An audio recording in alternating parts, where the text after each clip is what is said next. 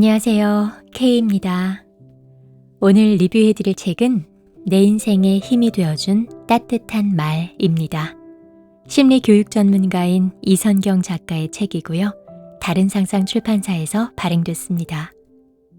이 책은 표지가 참 예뻐요. 달에 두 사람이 앉아있는 모습에 사파가 들어가 있는데 홀로그램이라고 해야 하나요? 책을 움직일 때마다 무지개 빛깔이 보여서 표지에서부터 신경을 많이 쓴 책이란 생각이 들었습니다. 건강하다란 말에는 신체적인 건강, 정신적인 건강이 모두 포함되어 있죠. 감기에 걸리거나 몸살을 앓는 것이 이상한 일이 아닌 것처럼 우울해지거나 정신적으로 불안을 겪는 것도 이상한 일은 아니죠. 그런데 저 어렸을 때만 해도 신체적인 병에 걸린 사람들에 대해서는 안타까워하고 마음 아파하는 사람들도 정신적인 병에 걸린 사람들에 대해서는 편견을 갖고 심지어 적대감을 갖는 경우도 많았습니다.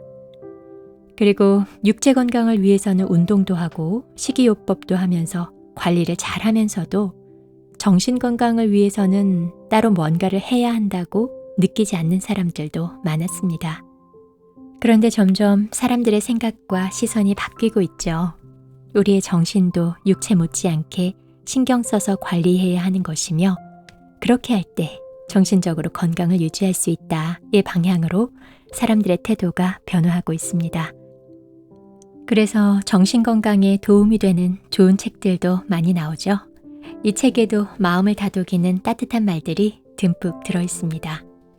이 책은 총 5개의 장으로 이루어져 있어요. 각 내용들이 짧고 특별히 요약을 요하지 않기 때문에 이 이상의 저의 사설은 없이 여러 개의 에세이들을 연이어서 읽어드리려고 합니다. 그럼 1장, 마음의 체력을 길러주는 한마디. 이 장에서 에세이 1개를 골라서 읽어드리겠습니다. 서로 기대어 살아가는 것이 3. 가지고 있는 어떤 재주든 사용하라. 노래를 가장 잘하는 새들만 지적이면 숲은 너무도 적막할 것이다. 헨리 반 다이크. 사람들 사이에 있어도 외롭고 공허한 마음이 들 때가 있습니다. 똑같이 살아온 것 같은데 다들 나보다 앞서 나가는 것 같고 내 모습을 다른 사람과 비교했을 땐 한없이 부족한 것만 같습니다. 왁자지껄 모임을 마치고 집에 돌아오면 조용한 정막이 흐르고 세상에 혼자 있는 것 같은 기분이 됩니다. 억지로 TV를 켜서 정막을 깨보려 하지만 내 마음은 이미 외로움 속에 있습니다. 이럴 땐 사람이라는 존재에 대해 생각해 보는 것이 도움이 됩니다. 사람을 표현하는 한자어 사람인은 사람과 사람이 서로 마주 기대어 있는 모습에서 유래됐습니다. 사람은 이 세상에서 혼자 살아갈 수 없는 존재라는 걸 의미하는 것이기도 합니다.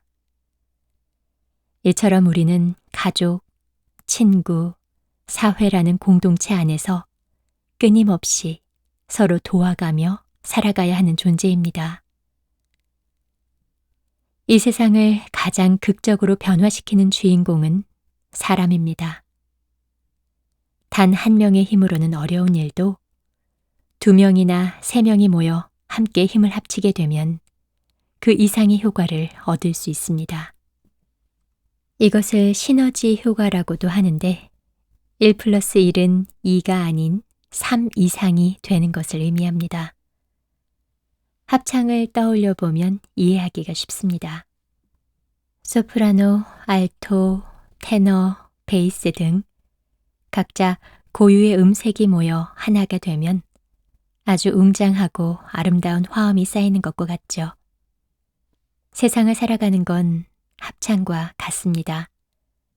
서로 다른 목소리에 기대어 하나의 거대한 울림을 완성하는 것입니다.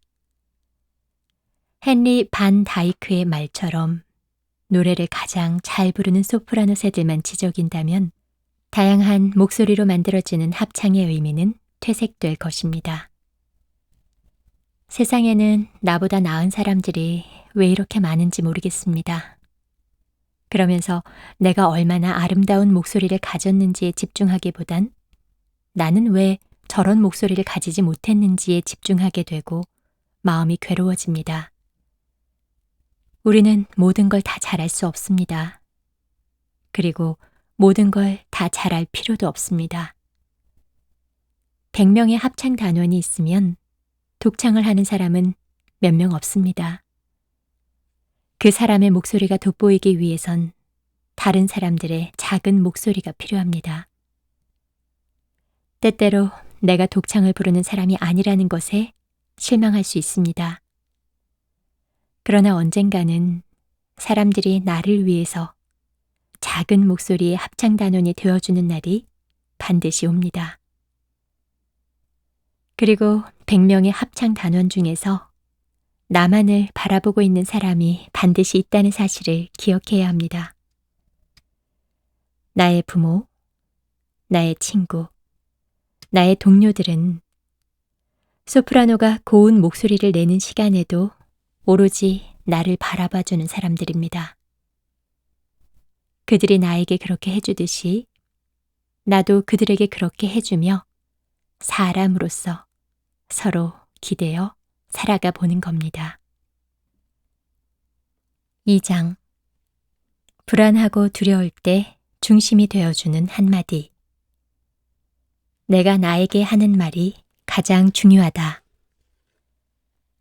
험담은 세 사람을 죽인다. 말하는 자, 험담의 대상자, 듣는 자. 미드라시. 종종 사람들과 이야기하다 보면 그 자리에 없는 사람 이야기를 하게 될 때가 있습니다. 단순히 그 사람에 대한 이야기라면 괜찮지만 그것이 험담이 되는 경우가 많습니다.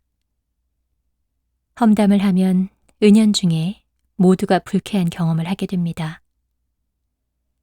말하는 사람은 불쾌한 경험을 떠올리며 부정적 분위기에 휩싸이고 듣는 사람도 찝찝한 마음으로 맞장구를 쳐줍니다. 험담의 대상자 역시 기분 나빠할 일입니다. 결국 모두에게 유익한 일이 아니죠. 그런데 이렇게 다른 사람을 험담하는 것보다 더 위험한 것이 있습니다. 바로 자기 자신에게 부정적인 말을 되뇌는 것입니다. 자신에게 부정적인 말을 되낼 때는 그 말을 총 4번 듣게 된다고 합니다. 말을 하기 전에 생각하면서 한 번, 입 밖으로 말하면서 한 번, 내뱉은 말이 다시 귀로 들어오면서 한 번, 귀로 들어온 말을 뇌가 처리하면서 한 번, 총 4번입니다. 어떤 사람이 실수로 물컵을 엎질렀다고 상상해 봅시다. 그 사람이 자신도 모르게 이럴 줄 알았다, 내가 그렇지 뭐 라고 부정적인 혼잣말을 내뱉었다면 그 이야기는 총 4번에 걸쳐서 스스로에게 영향을 준 것입니다. 다른 사람의 말을 별로 듣고 싶지 않다면 한 귀로 듣고 한 귀로 흘려버리면 되지만 자신에게 되뇌는 혼잣말은 말하는 주체도 듣는 주체도 자신이 되기 때문에 한 귀로 흘려보내지 못합니다. 험담이 세 사람을 한 번씩 죽이는 꼴이라면 스스로에 대한 비난이나 자책은 자기 자신을 4번 죽이는 꼴입니다. 이런 관점을 통해 우리는 평소의 습관처럼 되뇌는 부정적인 생각이나 말이 없는지 살펴봐야 합니다. 심리학에는 인지적 융합이라는 용어가 있습니다. 우리가 입으로 내뱉는 말로 인해서 생각이 현실화된다는 의미로 위의 예시에 적용해보면 이럴 줄 알았어, 내가 그렇지 뭐 라고 말함과 동시에 생각은 현실이 되고 자기 자신이 됩니다. 부정적인 말을 되낼수록 그 많은 비난과 자책이 현실이 되고 자기 자신의 모습이 되는 것입니다. 우리는 부족하고 불완전한 존재입니다. 지금까지 살아오면서 많은 실수를 해왔고 앞으로도 하게 될 것입니다.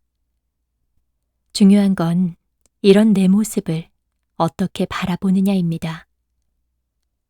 자신을 괴롭히는 생각과 말이 아닌 자신에게 관대하고 따뜻한 생각과 말이 필요합니다. 시들어가는 식물도 물을 주고 정성스럽게 가꿔주면 다시 아름다운 꽃을 피웁니다. 우리도 자신에게 희망의 물을 주고 사랑의 손길을 내밀어야 합니다. 그럼 반드시 아름다운 꽃을 피울 것입니다. 3장. 있는 그대로의 나를 사랑해주는 한마디. 남에게 좋은 사람보다 나에게 좋은 사람. 진정으로 자유로운 사람은 변명하지 않고 식사 초대를 거절할 수 있는 사람이다. 쥘 르나르. 쥘 르나르는 1800년대 프랑스 소설가입니다. 부유한 가정에서 자랐기 때문에 일찍이 많은 식사 자리에 초대를 받았는데 어느 순간에 다다라서는 불필요한 식사 초대를 거절하게 되고 마침내 자유로움을 경험하게 됩니다. 그가 한 말에는 거절에 대한 분명한 메시지가 들어 있습니다. 바로 우리는 특별한 이유가 없어도 거절을 할 권리를 가지고 있다는 것입니다. 한국엔 그렇게 하는 사람이 많지 않습니다. 대신 그럴싸한 이유를 만들어내는 사람이 많죠. 한국은 관계주의 문화가 특징이어서 타인에게 인정받아 내 집단에 들어가는 것이 중요합니다. 그러다 보니 친구나 동료의 부탁을 쉽게 거절하지 못하게 되는데 집단에 속하는 것보다 나 자신이 더 중요하다는 사실을 생각한다면 거절도 잘할 줄 알아야 합니다. 거절을 못해서 사람들의 부탁을 잘 들어주는 사람은 남에게 좋은 사람이 될 수는 있겠지만 나에게 좋은 사람이 될 수는 없습니다. 거절을 잘하기 위해서는 먼저 건강한 개인주의가 필요합니다. 이는 다른 무엇보다도 자기 자신을 더 중요하고 소중하게 여기는 자세입니다. 예를 들어 오늘 해야 하는 일이 가득 찼음에도 불구하고 직장 상사의 요구를 거절하지 못해서 야근 끝에 겨우 결과물을 내놓는 것보다 솔직하게 거절 의사와 이유를 밝혀 업무 일정을 조정하고 좋은 컨디션으로 완성도 높은 결과물을 내놓는 것이 나와 회사 모두에게 더 나은 일이 됩니다. 과연 이런 조율이 실제로 가능할까? 의구심이 들겠지만 매일 산더미 같은 일에 파묻혀 살다가 번아웃에 빠지는 것보단 업무도 잘 해내고 나 자신도 지킬 수 있는 길이 무엇인지 생각해보고 용기를 내야 합니다. 관계에서도 마찬가지입니다. 친구가 어려운 사정을 이야기하며 돈을 빌려달라고 부탁할 때 자기 중심적으로 다양한 상황을 살펴볼 필요가 있습니다. 친구가 얼마나 어려운 상황이며 왜 지금 나에게 이런 요청을 하는 것인지, 거절할 수 있는 여지가 있는지, 친구의 상환 능력은 어떠한지 등입니다. 거절하면 관계가 멀어지지 않을까 걱정하지 않아도 됩니다. 만약 친구의 상황에 이입해서 돈을 빌려줬다가 지속적으로 스트레스를 받으며 친구와 다투는 것보다 솔직하게 거절하는 것이 오히려 관계를 지키는 길입니다. 또 부탁을 거절해서 보복받는 것이 두렵다면 그것은 처음부터 부탁이 아니라 일방적인 요구였음을 기억해야 합니다. 어찌됐든 거절하는 건 정말 어렵습니다. 그러나 자기 자신을 망가뜨려가며 타인을 돕는 것은 희생도 이타심도 아닙니다. 만약 치과 의사의 이가 잔뜩 썩어 있다면 누가 그 사람에게 치료를 받고 싶어 할까요? 자기 자신을 가장 아끼고 돌봐야 하는 이유가 바로 여기에 있습니다. 자기 자신의 몸과 마음이 건강한 상태에서 타인을 도와야 그 희생과 이타심의 가치가 높아지는 것입니다. 그래서 자신을 지키기 위해 하는 단호한 거절은 더 나은 나를 만들고 더 나은 세상을 만드는 밑거름이 됩니다. 그러니 어렵더라도 부드럽고 단호하게 거절하는 연습을 해보길 바랍니다. 4장. 매일 나의 하루를 더 의미 있게 만드는 한마디. 나를 괴롭히는 문제는 지나가는 소나기와 같다. 삶은 풀어야 할 문제가 아니고 경험해야 하는 여행이다. A.A. 밀른. 우리는 하루에도 여러 번 성가시거나 처리하기 어려운 문제를 맞닥뜨리곤 합니다. 자녀가 말썽을 피워서 애가 타기도 하고, 회사의 팀원이 일 처리를 잘못해서 머리가 아프기도 하죠. 일상 속 문제 또한 틈틈이 발생합니다. 갑자기 핸드폰이 말을 안 듣는다든가, 화장실 변기가 막힐 수도 있죠. 이런 문제들을 우리는 골칫거리라고 부릅니다. 일상 속에서 끊임없이 발생하는 골칫거리는 우리의 몸과 마음을 천천히 갉아먹습니다. 만약 사소한 문제들이 나의 마음을 수시로 괴롭혀서 스트레스가 된다고 느껴지면 곰돌이 푸 속의 이 일화를 떠올려 봅시다. 어느 화창한 날, 곰돌이 푸가 나무에 기대어 꿀단지를 퍼먹고 있었습니다. 그때 저 멀리서 말썽꾸러기 호랑이 티거와 겁 많고 소심한 돼지 피글렛이 말다툼을 벌이고 있는 걸 발견했습니다. 곰돌이 푸는 어떻게 했을까요? 사람들에게 어떻게 하시겠어요? 라고 물어보면 대다수가 어서 친구들이 있는 곳으로 가서 싸움을 말리고 화해할 수 있도록 도와주겠다 라고 대답합니다. 그러나 곰돌이 푸는 그러지 않았습니다. 지금 이 순간 눈앞에 있는 행복을 놓치고 싶지 않았기 때문에 걱정을 내려놓고 그저 꿀단지 속의 꿀을 먹는 데에 집중을 합니다. 그리고 티거와 피글렛의 말다툼을 그저 지나가는 소나기처럼 취급합니다. 곰돌이 푸는 골칫거리를 문제가 아니라 이 또한 지나갈 하나의 경험으로 대한 것입니다. 삶을 매 순간 풀어야 하는 문제로 대한다면 참 어렵고 힘들 것입니다. 삶에서 발생하는 다양한 골칫거리를 해결해야 하는 문제가 아니라 경험해야 하는 여행으로 받아들인다면 내 맘대로 되지 않는 일에도 개방적이고 유연한 자세를 취할 수 있게 됩니다. 우리의 삶은 어려운 수학 문제보다 100배, 1000배는 더 복잡합니다. 그러니 모든 걸 풀어내기보다는 그저 지나가도록 바라보는 것도 괜찮습니다. 한 걸음씩 나아간 매일이 모여 내가 된다. 하루에 3시간을 걸으면 7년 후에 지구를 한 바퀴 돌 수 있다. 사무엘 존슨. 누군가가 저에게 당신은 걸어서 지구 한 바퀴를 돌 수 있나요? 라고 물어본다면 아마도 저는 못할 것 같다 라거나 시간이 오래 걸릴 것 같다 라고 말할 듯 합니다. 실제로 계산해 본다면 어떨까요? 최근 인공위성과 최첨단 장비로 계산한 지구의 둘레는 약 40만 120km로 측정되었습니다. 사무엘 존슨의 계산과 같이 건강한 성인이 하루 3시간 15km씩 7년을 걸으면 지구 한 바퀴를 도는 셈입니다. 이렇게 생각해 보니 의외로 가능한 거란 생각이 듭니다. 관점을 바꿔보면 또 한 가지 놀라운 사실을 발견하게 됩니다. 수십 년을 살아오면서 걸어다닌 시간을 따져보면 우리가 이미 지구를 한 바퀴쯤은 거뜬히 돌고도 남았다는 거죠. 이런 사실을 아는 사람이라면 지구 한 바퀴를 돌 수 있냐는 질문에 조금 더 긍정의 대답을 할 것입니다.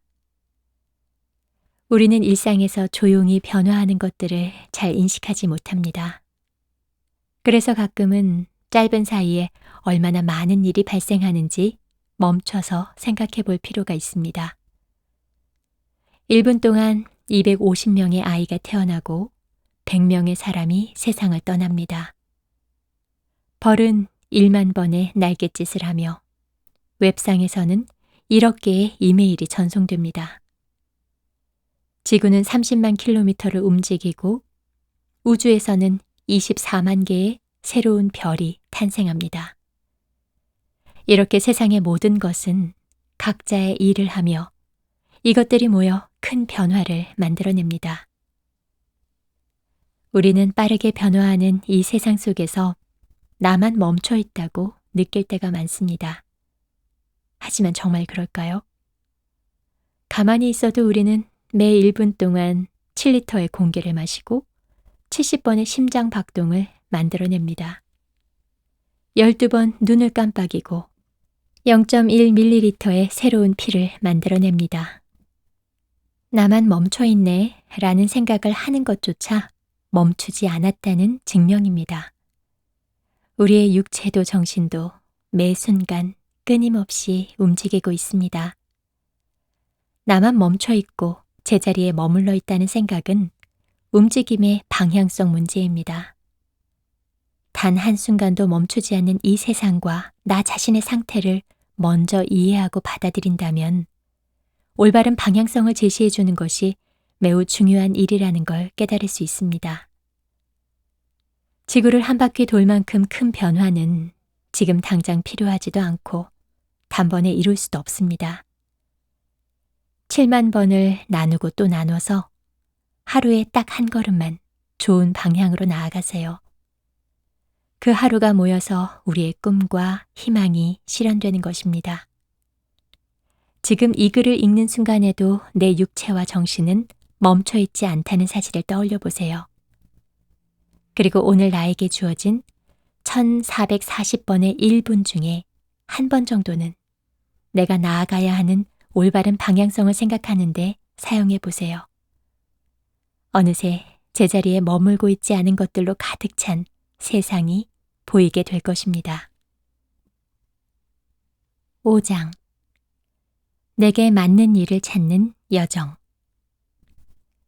모든 것이 무의미하게 느껴질 때, 그 하룻밤, 그 책 한 권, 그 한 줄로 혁명이 가능해질지도 모른다. 그렇다면 우리가 하는 일은 무의미하지 않다. 결코 무의미하지 않다. 프리드리히 니체. 미국의 기상학자이자 MIT 교수인 에드워드 노턴 로렌즈는 1972년에 황당한 제목의 논문을 발표합니다. 바로 브라질에 있는 나비의 날갯짓이 미국 텍사스에 토네이도를 발생시킬 수 있을까?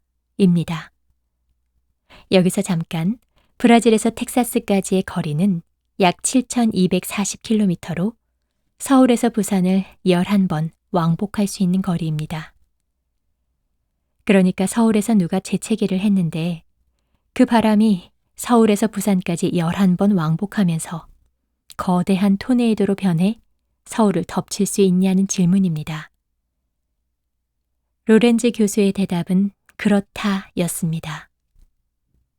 실제로 그가 기상 관측 시뮬레이션을 진행했을 당시에 초기값을 반올림하여 입력했더니 결과가 아주 맑음에서 천둥번개로 바뀌는 놀라운 경험을 했기 때문입니다. 이 시뮬레이션을 바탕으로 그는 단 0.0001에 불과한 사소한 차이에도 완전히 다른 결과가 나타날 수 있다는 것을 논문으로 발표하였고 이를 나비 효과라고 명명했습니다. 철학자 니체는 나비 효과의 관점에서 단 한 줄의 글만으로도 큰 변화가 일어난다는 데에 동의하고 있습니다. 우리는 살면서 어떤 일은 의미가 있고 어떤 일은 별 의미가 없다고 판단합니다. 예를 들어 소방관이 불을 끄고 아이를 구하는 일은 큰 의미가 있다고 생각하면서 반대로 공장에서 반복적인 노동을 하는 것에는 별 의미가 없다고 생각할 수 있습니다. 그러나 세상의 그 어떤 일도 의미 없는 일은 없습니다. 내가 하는 일이 무의미하게 느껴진다면 사실 변화해야 할 것은 그 일이 아니라 나 자신의 생각과 태도입니다. 일은 언제나 그 자리에 있습니다. 그 일을 바라보는 나의 관점을 0.0001만 바꾸면 무의미한 일은 결코 없다는 걸 알 수 있습니다. 오늘 내가 한 가장 무의미한 일을 떠올려보고 거기에 새로운 의미를 심어보세요. 거기서부터 변화가 시작됩니다. 한계를 돌파하는 생각의 힘. 사람들은 저마다 자기 안에 수용소를 갖고 있다. 빅터 프랭클. 유대인인 빅터 프랭클은 2차 세계대전 당시 나치 강제 수용소에서 참혹한 고통을 겪은 피해자입니다. 잠을 잘 공간도 충분치 않은 좁은 공간에서 사람들끼리 옆으로 몸을 겨우 뉘어 딱 붙어 선잠을 잤고 시궁창 청소 일을 하다가 오물이 얼굴에 튀어도 닦을 물이나 천이 없었습니다. 먼저 죽은 사람이 남긴 감자 한 조각을 서로 차지하기 위해 혈투를 벌이는 일이 난무하던 그곳에서 빅터 프랭클은 결국 아내와 가족의 죽음을 지켜보게 됩니다. 셀 수 없이 많은 사람이 수용소 안에서 죽어나갔고 살아있어도 삶의 의미를 잃은 채 하루하루를 겨우 연명했습니다. 전쟁이 끝나고 수용소에서 풀려난 빅터 프랭클은 자신의 경험담을 책으로 출판합니다. 한국에서는 죽음의 수용소에서 라는 제목으로 출간됐지만 원래 제목은 그럼에도 불구하고 삶은 살만하다고 말할 수 있다 입니다. 극한의 상황 속에서 무엇이 그를 살게 했을까요? 빅터 프랭클은 고통이 아무리 크더라도 삶의 의미를 찾아낸다면 이겨낼 수 있다고 말합니다. 그가 창시한 심리치료의 이름도 의미치료이니 그럴만합니다. 우리가 삶의 무의미함을 가장 크게 느낄 때는 나아가야 할 목표와 희망을 잃어버렸을 때입니다. 목표가 없으니 우왕좌왕 방황을 하게 되고 희망도 잃게 되는 것입니다. 목표와 희망을 잃어버리는 이유는 실패를 경험해서가 아니라 자기 자신을 실패자로 규정했기 때문입니다. 목표를 조금 높게 잡았다가 실패하게 되면 실패감에 빠지는 건 아주 자연스러운 현상입니다. 실패했기 때문에 화도 나고 우울해지는 건 아주 괜찮습니다. 누구라도 중요한 목표에서 실패하면 그런 감정을 느끼기 때문입니다. 그렇지만 그 이후에도 계속해서 자기 자신을 깎아내리며 스스로를 실패자로 규정짓는 건 삶의 의미를 잃게 만드는 일입니다. 빅터 프랭클은 그런 의미에서 사람들은 저마다 자기 안에 수용소를 갖고 있다고 말합니다. 그 수용소 안에 갇혀 사는가, 자유롭게 나와 사는가는 전적으로 스스로의 판단에 달려있다고 강조합니다. 우리가 한계에 부딪혔다고 생각할 때 그 한계는 사실 우리 스스로가 만들어낸 것일 수 있다는 것입니다. 일례로 베니스터 이야기를 들 수 있습니다. 그리스 아테네에서 제1회 올림픽이 열렸을 때 당시 의료계나 과학계에서는 인간이 1마일, 그러니까 1.6km를 4분 안에 들어올 수 있느냐에 대해 격렬한 논쟁을 벌였습니다. 학계에서는 심장과 허파가 파열되고 근육과 인대, 힘줄이 끊어지는 사태가 벌어질 거라고, 그러니 절대 불가능할 거라고 단언했습니다. 1마일 주파 세계 기록은 1864년 4분 50초에서 1945년 4분 1초까지로 줄어들었지만 마지막 1초를 줄이는 건 불가능한 것으로 여겨졌습니다. 그러던 와중 로저 베니스터라는 한 대학생이 1954년 3분 59초 4의 기록을 세우며 이 불가능하다는 믿음을 깼습니다. 그러자 1년 후에 37명이 4분의 기록을 깼고 2년 후에는 300명의 선수가 4분의 기록을 깨버립니다. 현재 1마일 주파 최고 기록은 3분 43초입니다. 결국 1마일 4분의 불문율은 인간의 한계가 아니라 우리 자신이 만들어낸 머릿속의 한계였던 것입니다. 그러니 우리가 한계에 부딪히고 있다고 느낀다면 새롭게 우리 자신을 정의하는 것이 필요합니다. 나는 안 돼, 에서 저 사람이 한다면 나도 할 수 있어, 로 말입니다.